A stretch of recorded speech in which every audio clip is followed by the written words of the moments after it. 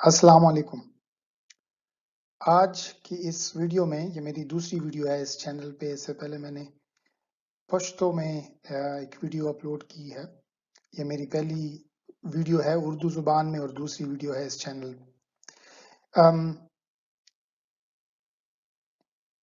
آج کی جو یہ ویڈیو ہے جس میں ابھی آپ کے سامنے باچا خان کا ایک سکیچ ہے اور ان کے ہاتھ میں پختونستان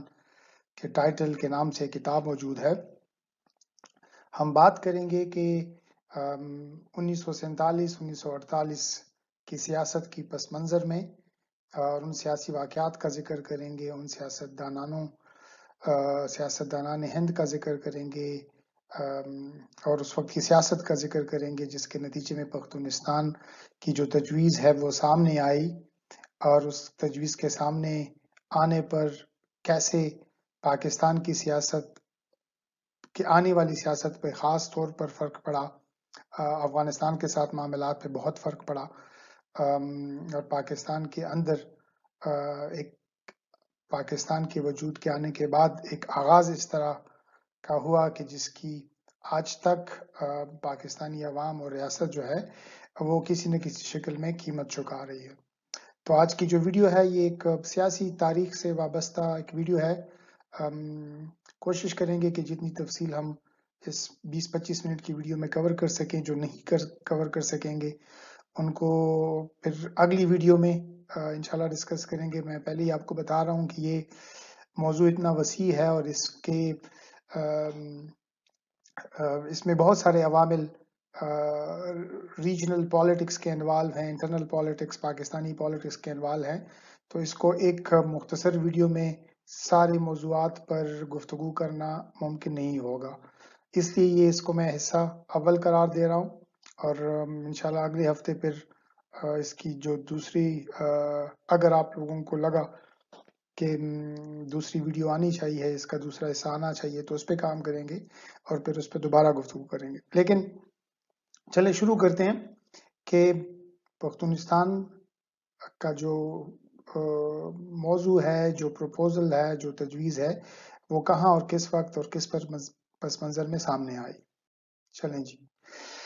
یہ جو آپ کو تصویر ہے، آپ کو آنے والی تمام جو سلائیڈز میں دکھاؤں گا، اس سلائیڈز میں نے کوشش کی ہے کہ میں جو اسکرین کے لیفٹ باٹم کارنر میں آپ کو دکھا سکوں تاریخ ٹائم لائن، تاکہ آپ کو اندازہ ہو کہ اس وقت کی سیاست کی جو ٹائم لائن ہے وہ کس طریقے سے چلی اور کیا کیا واقعات وقوع پذیر ہوئے۔ تو یہ جو آپ کو میٹنگ نظر آ رہی ہے جس میں Mountbatten viceroy of India بیٹھے ہوئے ہیں، ان کے دائیں اور بائیں جانب آپ کو قائد اعظم محمد علی جناح اور جواہر لال نہرو نظر آ رہے ہیں۔ لیاقت علی خان اور سردار عبدالرب نشتر بھی اس موضوع میں شریک ہیں۔ اس کی مختصر سی کہانی یہ ہے کہ برطانوی حکومت نے تقسیم ہند اور ہندوستان کو آزادی دینے کا اصولی فیصلہ جو ہے وہ اپنی پارلیمنٹ سے اپروو کروا لیا، اور وہ جو فارمولا تھا اس فارمولے کے تحت ہندوستان کی تقسیم جو ہے وہ ٹھہری کہ ہندوستان کو تقسیم کیا جائے گا، دو ڈومینین میں تقسیم کیا جائے گا، اور اس تقسیم کے تناظر میں جو بنگال کا صوبہ ہے اور جو پنجاب کا صوبہ ہے وہاں پہ سرحدی لائنیں کھینچی جائیں گی۔ اس کے علاوہ اس تھرڈ جون پلان بھی اس کو کہا جاتا ہے، یہ جو تقسیم کا فارمولا تھا، پارٹیشن پلان جو تھا۔ اس کے علاوہ اس میں دو اور باتیں جو امپورٹنٹ ہیں، وہ شمال مغربی سرحدی صوبہ جس کو ہم صوبہ سرحد کہتے چلے آئے ہیں اور آج کل خیبر پختونخوا کہتے ہیں، کہ اس صوبے میں ایک ریفرنڈم کروایا جائے گا، عوام سے یہ رائے لی جائے گی کہ عوام ہندوستان کی آئین ساز اسمبلی کے ساتھ جانا چاہتے ہیں یا پاکستانی آئین ساز اسمبلی کے ساتھ جانا چاہیں گے۔ اور اس کے علاوہ آسام کے ضلع سلہٹ میں بھی اسی قسم کا ایک ریفرنڈم جو ہے اس پر اتفاق ہوا۔ تو ماؤنٹ بیٹن صاحب نے کیا کیا کہ ان تمام اسٹیک ہولڈرز کو بٹھایا اور ان سے یہ اتفاق رائے یہاں پہ ہوا کہ یہ جو پارٹیشن پلان ہے یہ ان سب کو منظور ہے اور آگے جا کے اس پہ عمل درآمد کیا جائے گا۔ اب اسی دن کو 2 جون 1947 2 جون 1947 کو ہی بادشاہ خان جو ہیں وہ گاندھی صاحب کے ساتھ مل کر چلے جاتے ہیں کہ ملاقات کرتے ہیں ماؤنٹ بیٹن صاحب سے، اور وہاں پہ اس ملاقات میں گاندھی صاحب بادشاہ خان کا یہ مطالبہ ان کے سامنے رکھتے ہیں کہ جو صوبہ سرحد کے برٹش گورنر ہیں جن کو اولف کیرور کہا جاتا ہے، جو ان کا نام تھا اس وقت، جو ان کا نام ہے، ان کو وہاں سے ہٹا دیا جائے۔ یہ میں یہاں پہ لائن کھینچ رہا ہوں کہ آپ کو نظر آئے میں کس کی بات کر رہا ہوں۔ بادشاہ خان کا خیال یہ تھا، کانگریس پارٹی جو صوبہ سرحد کی کانگریس پارٹی تھی، ان کا خیال یہ تھا کہ جو برٹش گورنر ہیں صوبہ سرحد کے، وہ کانگریس اور متحدہ ہندوستان کی سیاست کے خلاف کام کر رہے ہیں اور ایک طریقے سے مسلم لیگ کی حمایت کر رہے ہیں، اور ان کے خیال میں ان کا ہٹایا جانا تقسیم ہند کے فارمولے پہ عمل درآمد کرنے کے لیے بہت ضروری تھا۔ لیکن چونکہ اسی دن ہی اس پارٹیشن پلان پہ اتفاق ہو گیا تھا، تو گاندھی نے یہ مناسب سمجھا کہ چلیں اب اس گورنر کو ہٹائے جانے کے مطالبے پہ اتنا زور نہیں دیتے کیونکہ اور معاملات بہت ہیں اور سیریس نوعیت کے ہیں، تو ان پہ توجہ دیتے ہیں اور اس کو فی الحال کسی اختلاف کی وجہ نہیں بناتے۔ بادشاہ خان بھی ان کے ساتھ راضی ہو گئے۔ بادشاہ خان نے کہا کہ چلیں ٹھیک ہے، میں یہ جو موضوع ہے گورنر کو ہٹانے کا، اس موضوع کو میں جرگے کے سامنے رکھوں گا اور اس پہ بعد میں ہم بات کریں گے۔ خیر اس دن پھر گاندھی اور بادشاہ خان دونوں جو ہیں وہ ملاقات کے بعد واپس چلے آئے، کیونکہ اگلے دن جو پارٹیشن پلان تھا اس پارٹیشن پلان پہ جو کانگریس ورکنگ کمیٹی تھی ان کا باقاعدہ اجلاس ہوا، اور اس اجلاس میں گفتگو ہوئی، میرٹس پہ ڈسکشن کی گئی، ڈیبیٹ کی گئی کہ یہ جو پارٹیشن پلان ہے اس کے ساتھ یہ متفق ہیں ایز اے پارٹی یا متفق نہیں ہیں۔ ظاہری بات ہے، اب میں آپ کو اسکرین پہ دکھا رہا ہوں، آپ کو نظر آ رہا ہوگا کہ اس میٹنگ میں بہت سارے لوگ موجود تھے، گاندھی، مولانا عبدالکلام آزاد، بادشاہ خان، جواہر لال نہرو، اور بھی بہت سارے لوگ اس قسم کے موجود تھے، اور ساری گفتگو کا اس ڈیبیٹ کا نتیجہ یہ نکلا کہ انہوں نے وہ اس بات پہ متفق ہو گئے کہ 3 جون کا جو پلان، 2 جون کا جو ان کو پروپوزل دیا گیا تھا وہ ان کو قابل قبول ہے، اور انہوں نے یہ دستاویز جو ہے سائن کر کے واپس ماؤنٹ بیٹن کو بھجوا دی۔ لیکن یہاں پہ جو نقطہ میں اٹھانا چاہ رہا ہوں وہ نقطہ یہ ہے، آپ کے سامنے میں ہائی لائٹ بھی کروں گا، آپ کو نظر بھی آئے گا کہ جو سردار پٹیل تھے اور راجہ گوپال چاری صاحب تھے، وہ صوبہ سرحد میں ریفرینڈم کروانے کے بہت حق میں تھے، اور صرف بادشاہ خان اور گاندھی ایسے تھے جو صوبہ سرحد کی سیاست کو ایک دوسری نظر سے اس وقت دیکھ رہے تھے۔ وجہ یہ تھی کہ بادشاہ خان نے کانگریس کی جو سیاسی جماعت ہے اس کے جھنڈے تلے اپنی 16-17 سال کی سیاست کی، اور اس سیاست کا مطلب یہ تھا کہ وہ متحدہ ہندوستان کی سیاست کر رہے ہیں، وہ تقسیم ہند ہرگز نہیں چاہتے، وہ ہندوستان کو ایک ملک کے طور پہ دیکھنا چاہتے ہیں۔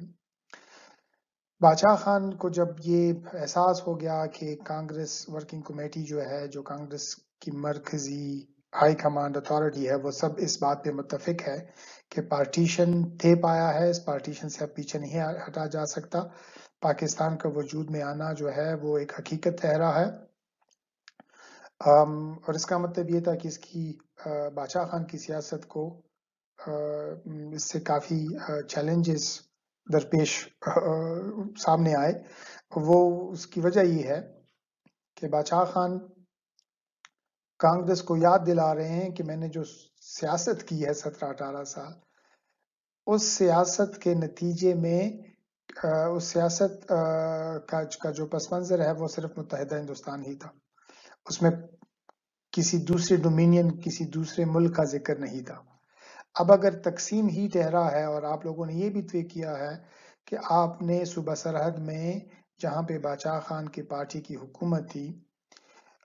وہاں پہ ایک ریفرینڈم کروایا جائے گا، عوام سے پوچھا جائے گا، عوام کے سامنے دو آپشنز رکھے جائیں گے کہ وہ پاکستان کے ساتھ جانا چاہتے ہیں یا وہ ہندوستان کے ساتھ جانا چاہتے ہیں۔ اور باچا خان اس بات پہ کنونس تھے، ان کو یقین تھا کہ اگر یہ ریفرینڈم کروایا گیا تو پاکستان کے حق میں زیادہ تر لوگ رائے دیں گے، اور رائے دینے کی وجہ یہ تھی کہ پچھلے چند سالوں میں ہندوستان میں مذہبی بنیادوں پر، کمیونل بنیادوں پر بہت سارے فسادات ہوئے تھے، جس میں سے میں اگر آپ کو یاد دلاؤں، جو بہار میں ہندو مسلم فسادات ہوئے تھے جس میں مسلمانوں کو بہت ظلم و ستم کا نشانہ بنایا گیا تھا، ان کا قتل عام کیا گیا تھا، وہ زخم بہت زیادہ تازہ تھے۔ باچا خان کے خیال میں جو ریفرینڈم کروایا جا رہا تھا پاکستان اور ہندوستان کے آپشنز پہ، یہ ریفرینڈم ایکچولی اسلام اور ہندوازم کے بیچ میں تھا، وہ مذہبی بنیادوں پر تھا، اور صوبہ سرحد کے جو پشتون ہیں، جو مسلم میجورٹی ایتنک پشتون ہیں، وہ کسی صورت میں تیار نہیں ہوں گے کہ وہ اسلام کے خلاف جائیں، جس کا مطلب یہ ہوگا کہ وہ پاکستان کے ساتھ جائیں گے۔ اور باچا خان کا یہ بھی خیال تھا کہ شاید وہاں پر اگر ریفرینڈم کروائے جائیں صوبہ سرحد میں تو بہت سارے فسادات کا خطرہ ہے، اور وہ فسادات اتنے خطرناک ہو سکتے ہیں کہ لوگ شاید بھول جائیں کہ بہار میں جو ظلم ہوا تھا وہ اس کو بھول جائیں گے، صوبہ سرحد میں پٹھان ایک دوسرے کے خلاف اس طریقے سے آ کے لڑیں گے، اور یہی وہ موقع تھا جس میں وہ باچا خان کو کہتے ہیں کہ باچا خان مہاتما گاندھی کو کہتے ہیں کہ آپ نے ہمیں جو ہے وہ بیڑیوں کے سامنے یا بیڑیوں کے حوالے کر دیا ہے۔ تو کہنے کا مطلب یہ ہے کہ باچا خان کانگریس پارٹی کی سیاست اور ان کے اس فیصلے سے اس قدر نالاں ہوئے، اس قدر افسردہ ہوئے، اس قدر مایوس ہوئے کہ ان کو لگا کہ کانگریس پارٹی نے ان کے ساتھ دغا کیا ہے، ان کے ساتھ فریب کیا ہے، اور جو 15-16 سال ان کی سیاست رہی ہے، جو انہوں نے لائلٹی دکھائی ہے کانگریس کے ساتھ، وہ لائلٹی جو ہے وہ کسی کام نہیں آئی۔ آگے چلتے ہیں کہ آگے کے واقعات کیا ہوتے ہیں، لیکن یہاں تک آپ کو یہ بات سمجھ میں آ گئی۔ بہت ضروری ہے ایک اور نقطہ یہاں پہ ڈسکس کرنا اور اس کو اٹھانا کہ یہی وہ وقت ہے جب باچا خان اور گاندھی دونوں پہلی مرتبہ یہ کہتے ہیں کہ اگر صوبہ سرحد میں ریفرینڈم کروانا ہی مقصود ہے تو وہ ریفرینڈم بجائے اس کے کہ پاکستان اور ہندوستان کے آپشنز کے درمیان ہو، وہ آپشنز جو ہیں وہ بجائے اس کے کہ پاکستان اور ہندوستان ہو، وہ آپشنز پاکستان اور پختونستان کے ہوں۔ اور یہاں پہ پختونستان کا مطلب یہ ہوگا کہ باچا خان سمجھتے تھے کہ ایک الگ سٹیٹ پختونستان کی، ایک انڈیپینڈنٹ، ایک آزاد ریاست بنائی جائے، اور صوبہ سرحد کے عوام سے پوچھا جائے کہ وہ پختونوں کی ایک آزاد ریاست میں جانا چاہیں گے یا وہ پاکستان کی آئین ساز اسمبلی کے ساتھ جانا چاہیں گے۔ آپ لوگ اس موقع پر یہ بات یاد رکھیں کہ باچا خان اور گاندھی دونوں اس پروپوزل، اس تجویز کے حق میں ہیں کہ صوبہ سرحد میں جو ریفرینڈم ہے وہ پختونستان اور پاکستان کے معاملے پہ ہونا چاہیے۔ اور یہاں سے آپ کو واضح بھی ہوگا کہ جو تصویر یا جو تصور باچا خان اور گاندھی کے ذہن میں تھا کہ پختونستان کا نقش کیا ہوگا، پختونستان کی تصویر کیا ہوگی، وہ بھی بہت واضح ہے کہ وہ اس کو ایک آزاد ریاست کے طور پہ دیکھ رہے تھے۔ خیر، مسلم لیگ اپنی طرف سے اپروول دیتی ہے اس پارٹیشن پلان کی جو ماؤنٹ بیٹن نے ان کو دیا، اور کانگریس، جیسے ہم نے ڈسکس کیا، کانگریس پارٹی نے بھی اپروول دی کہ ٹھیک ہے، ہم اسی فارمولے کی بنیاد پر تقسیم ہند کو قبول کرتے ہیں۔ اور اس کے بعد کیا ہوا، 3 جون 1947 کو ماؤنٹ بیٹن، جناح صاحب اور نہرو جو ہیں ان تینوں نے ریڈیو پہ عوام سے خطاب کیا اور ان کو یہ نیوز یہ خبر پہنچائی کہ سیاسی پارٹیوں کا تقسیم ہند پر برطانوی حکومت کے ساتھ اتفاق رائے ہو گیا ہے اور آنے والے وقت پہ اس پہ عمل درآمد کیا جائے گا۔ آگے میں آپ کو 5 جون اور 6 جون کے درمیان کے جو واقعات ہیں وہ بتا رہا ہوں۔ اس دوران یہ ہوتا ہے کہ گاندھی جناح صاحب کو ڈائریکٹلی بھی کہتے ہیں، وہ اپنے ایک خطاب کے دوران جناح صاحب کو مشورہ دیتے ہیں، اور ساتھ ہی ساتھ وہ ماؤنٹ بیٹن جو وائس رائے ہے ان کو بھی کہلواتے ہیں کہ آپ جناح صاحب سے جا کے جناح صاحب کو یہ مشورہ دیں کہ جناح صاحب صوبہ سرحد کے جو سیاستدان ہیں، جو خان برادران ہیں، جو کانگریس پارٹی ہے اور وہاں کے جو عمائدین ہیں، ان سے ملاقات کریں، ان کی تسلی کریں، ان کو کنونس کریں، ان کے جو خدشات ہیں اس کو دور کریں، ان کو بتائیں کہ جو پاکستان ہوگا، جو مستقبل کا پاکستان ہوگا، اس کے خد و خال کیا ہوں گے، اس کا اس پاکستان میں پختونوں کو اور صوبہ سرحد کو کیا مقام حاصل ہوگا۔ جناح صاحب یہ مشورہ خود بھی دیتے ہیں، گاندھی یہ مشورہ خود بھی جناح صاحب کو دیتے ہیں، اور وہ ماؤنٹ بیٹن کو بھی کہتے ہیں کہ وہ بھی جناح صاحب سے اس موضوع پہ بات کریں۔ جناح صاحب کو جب پتہ چلتا ہے تو وہ کہتے ہیں جی بالکل میں اس موضوع پہ صوبہ سرحد جانے کے لیے تیار ہوں، اور وہاں پہ کانگریس پارٹی کے جو سیاسی عمائدین ہیں، رہنما ہیں، سب سے ملاقات کروں گا اور سب کو میں باقاعدہ ان کی تسلی کروں گا، ان کو سمجھانے کی کوشش کروں گا کہ وہ پاکستان میں شامل ہوں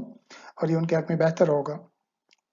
جناح صاحب کچھ شرائط رکھتے ہیں کہ جب میں یہ دورہ کروں گا صوبہ سرحد کا تو اس دوران میرے راستے میں کانگریس پارٹی کی طرف سے اور مختلف جو کارکنان ہیں ان کی طرف سے کوئی مشکلات نہ ڈالی جائیں، کوئی روڑے نہ اٹکائے جائیں۔ بدقسمتی سے ہوتا یہ ہے کہ جناح صاحب اور گاندھی کے بیچ میں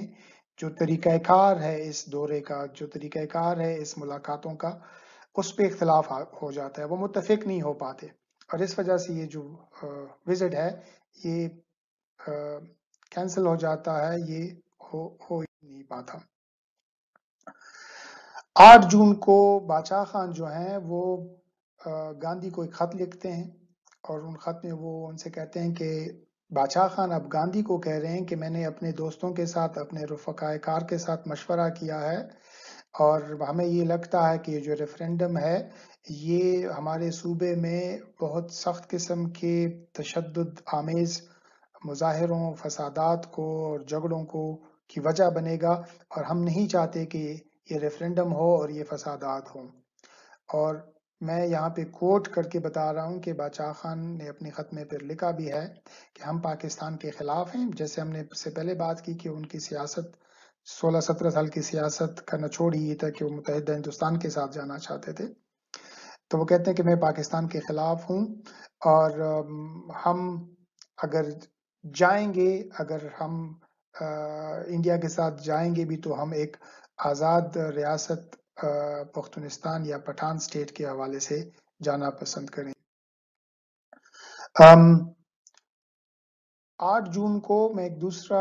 لیٹر آپ کے سامنے رکھ رہا ہوں۔ اس جون میں آپ دیکھ رہے ہیں کہ باچا خان جو ہیں وہ گاندھی کو بتا رہے ہیں کہ وہ کیوں اس ریفرینڈم کے حق میں نہیں ہے اور وہ کیوں چاہتے ہیں۔ یہ وہی لیٹر ہے کہ جو وائلنس ہوگی اس وائلنس کے نتیجے میں ہم نہیں چاہتے کہ یہ ریفرینڈم ہو، اور کیونکہ ہم لوگوں نے فیصلہ بھی کر لیا ہے، مشورہ کر لیا ہے کہ ہم ایک آزاد ریاست پختونستان یا پٹھانستان کے ساتھ جانا چاہیں گے۔ 11 جون کو باچا خان جو ہیں وہ دوبارہ سے لکھتے ہیں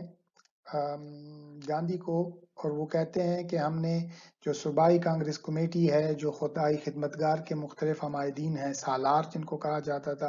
اور جو کانگریس کی پارلیمانی پارٹی تھی، ان سب کے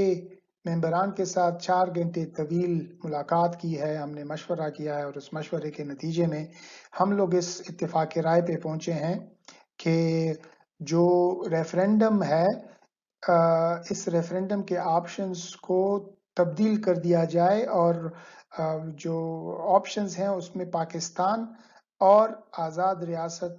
पुख्तनों की जो पुख्तुनिस्तान है वो ऑप्शंस रखे जाएं। तो वो चाहते थे कि पुख्तनों से इस किस्म की राय मांगी जाए। वो हिंदुस्तान को राय के तौर पे वो यहाँ पे नहीं रखना चाह रहे थे। हिंदू को भी छोड़ दो, मुसलमानों को खालसा तो है ना, वो तो बड़ा नाम है, और एक सिख वो 1.25 लाख के बराबर है। सब के सब सिख हैं। वो आज मुझको कह दे कि हमने तो सच्ची बहादुरी सीख ली है, मेरा काम नहीं बच जाता। क्यों? तो वो तो बड़े बहादुर माने जाते हैं ना, और उसी के पास से अगर ये हम सीख लें तो हमारा काम नहीं बच जाता है। या तो कहो कि वो बादशाह खान तो बैठे या नहीं बैठे। बादशाह खान तो मेरे दोस्त हैं ना,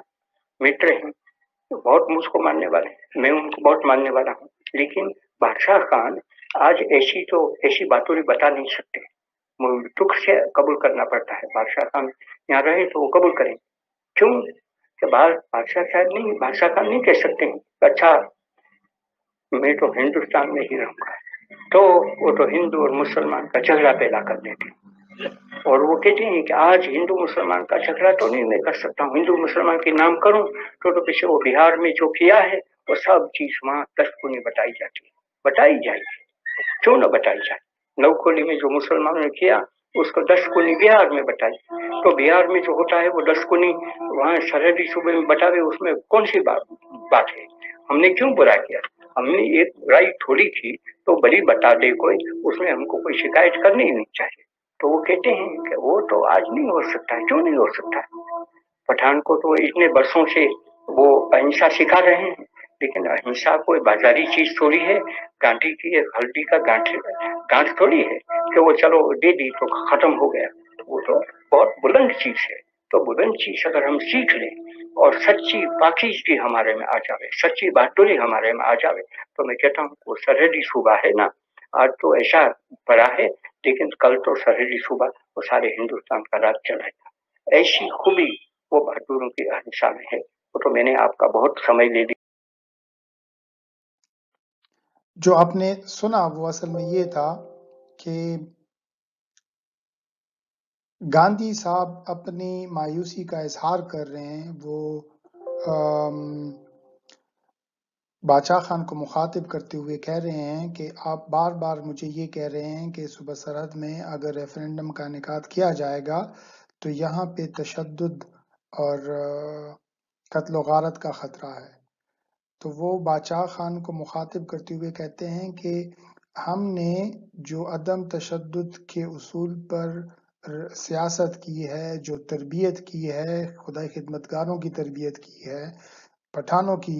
पश्तूनों की तरबियत की है, तो उस तरबियत का अब नतीजा आना चाहिए था। अगर एक पार्टी तशद्दुद नहीं करती, तशद्दुद में हिस्सा नहीं लेती, वो अदम तशद्दुद पर कायम रहती है, तो इस किस्म के फसादात नहीं होंगे। वो बादशाह खान को कह रहे हैं कि आप, इसका मतलब ये है कि आप वो बहादुरी नहीं दिखा रहे जो अदम तशद्दुद के लिए एक ज़रूरी है। आप ये कह रहे हैं कि आपकी तरफ से भी तशद्दुद का एहतमाल है, इस वजह से रेफरेंडम ना करवाया जाए। तो गांधी इस बात पे नाराज़ हैं। वो अपनी नाराज़गी का, अपनी मायूसी का बरमला इजहार कर रहे हैं। वो एक मजमे से खिताब कर रहे थे और ये खुद खिताब का मैंने आपको एक छोटा सा ऑडियो क्लिप सुनवाया है।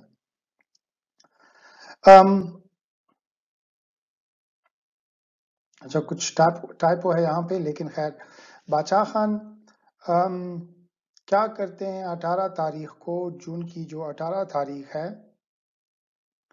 वो मिलते हैं जिना साहब को और जिना साहब से कहते हैं कि आप इस रेफरेंडम को या तो किसी और तारीख पे पोस्टपोन कर दें, क्योंकि इससे बहुत सारे झगड़े हो सकते हैं। और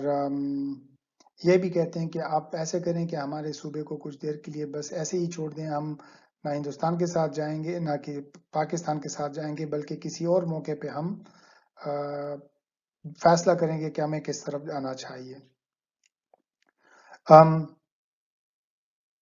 जाहिर बात है उनकी जो डिस्कशन है वो पाकिस्तान के मुस्तकबिल पे भी थी कि पाकिस्तान के खदो ख्याल क्या होंगे और कैसी सियासत होगी। लेकिन खैर ये जो मुलाकात रही, इस मुलाकात में मुख्तलिफ मौज़ूआत पर गुफ्तगू हुई, लेकिन इन दोनों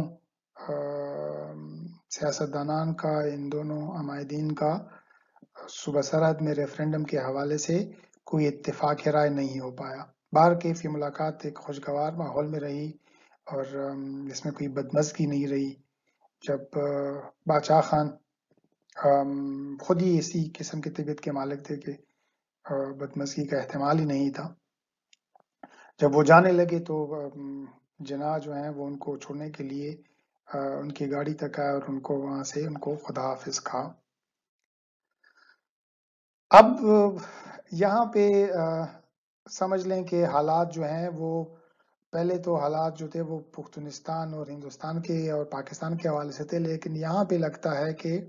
जो इख्तलाफात हैं वो कुछ ज़ाती नोयत के का रुख इख्तियार कर रहे हैं। आपको तस्वीर में नज़र आ रहा है कि जो जना साहब हैं उनके हाथ में डान अखबार है, जो उनका अखबार कहा जाता था उनको। जो 18 जून की मुलाकात है, उस मुलाकात के मुतालिक डान अखबार में मुख्तलिफ किस्म की खबरें छपती हैं और बादशाह खान जब वो अखबार पढ़ते हैं, वो खबरें पढ़ते हैं, तो वो नाराज़ हो जाते हैं कि इन खबरों में बेबुनियाद किस्म के इल्ज़ामात लगाए गए हैं और हमारी मुलाकात को गलत तरीके से रिपोर्ट किया गया है। तो वो क्या करते हैं कि वो जना साहब को एक ख़त लिखते हैं और उस ख़त में कहते हैं कि मुझे बहुत तकलीफ़ पहुंची है, जो मैंने डान अखबार में रिपोर्टिंग पढ़ी है, उसमें बहुत सारी गलत बातें की गई हैं। ख़ास तौर पर वो जिक्र करते हैं उन फंड्स का कि जो कांग्रेस पार्टी ने इलेक्शंस के लिए रखे थे और कांग्रेस पार्टी ने जैसे अब इनकार कर दिया है कि अब वो बादशाह खान की कोई माली तौर पर मदद नहीं कर पाएंगे। बादशाह खान ये भी कहते हैं कि जो मेरी आपसे मुलाकात का मकसद था वो यही था कि हम एक अच्छे तरीके से इस मसले का कोई हल निकाले, लेकिन हम किसी कंप्रोमाइज पे कि किसी एग्रीमेंट पे नहीं पहुंच पाए।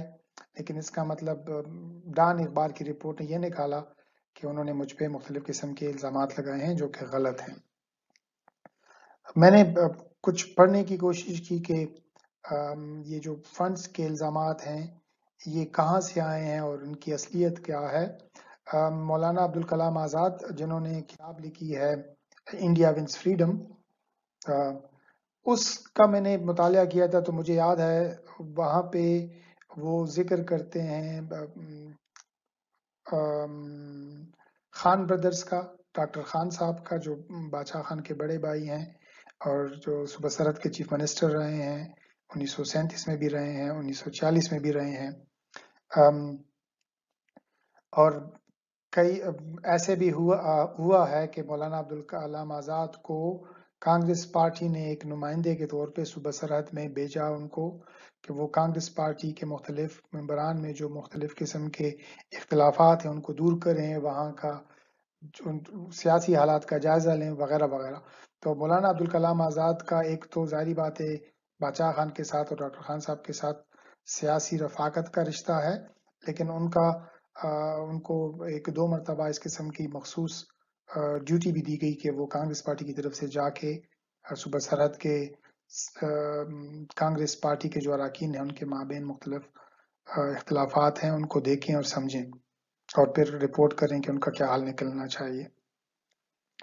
तो उनकी किताब का मैं एक आपके साथ इक़्तिबास शेयर कर रहा हूँ। वो यहाँ पे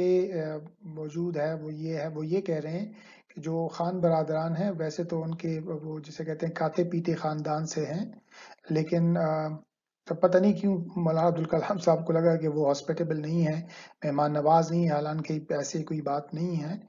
वो कह रहे हैं कि ये दोनों जो थे इन्होंने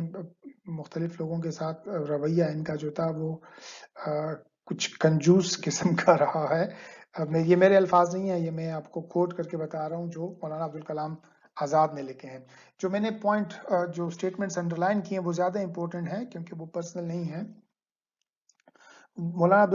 अब्दुल कलाम कह रहे हैं कि जो इनकी कंजूसी थी, जो पैसा खर्च ना करने की इनकी एक خوبی کہہ لیں خامی کہہ لیں، وہ اس کا ایک نتیجہ یہ نکلا کہ یہ کانگریس پارٹی کی طرف سے جو صوبہ سرحد میں الیکشن کمپین کے لیے فنڈز جاری کیے گئے تھے، ان فنڈز کو بھی ان نمائندوں میں اچھی طریقے سے بروقت طریقے سے تقسیم نہیں کر پائے، اور یہ اس قسم کے فنڈز بروقت تقسیم نہ کرنے کا نتیجہ یہ نکلا کہ جو مختلف امیدوار تھے 1946 کی سیاست میں کانگریس پارٹی کی طرف سے، وہ الیکشن ہار گئے، اور جب ان کو پتا چلا کہ کانگریس پارٹی نے ان کو ایک فنڈ دیا ہوا تھا لیکن خان برادرز نے، ڈاکٹر خان صاحب نے، باچا خان نے وہ فنڈز ان کو ریلیز ہی نہیں کیے، تو وہ اس بات پہ باچا خان کے اور ان کے بھائی کے جو ہے وہ مخالفین بن گئے، ان کے مخالفت میں سامنے آ گئے۔ تو یہ قسم کا بیک گراؤنڈ ہے۔ جو باچا خان ڈان اخبار کی رپورٹنگ پہ اعتراض کر رہے تھے، مجھے لگتا ہے کہ وہ اس فنڈنگ کا ذکر کر رہے ہیں۔